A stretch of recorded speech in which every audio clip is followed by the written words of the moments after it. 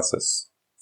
In object-oriented programming, class is a template or blueprint for creating objects from which we can create objects using data members of the class. An object is an instance result of the class. For example, if you want to create an object car, you need to first create a template or blueprint for object car using its class.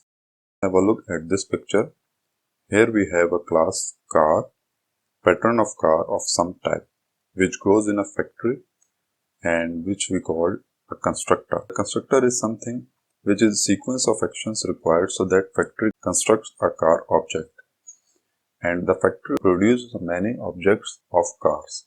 And these objects created from a same class of a car. Syntax for creating a class. A public class car. This is a simple syntax for creating a class, and public is an access modifier and car is a class name and class is a keyword. And this is where we write our code, and this is called class body. Friends, please subscribe my channel for more videos, and thank you for watching.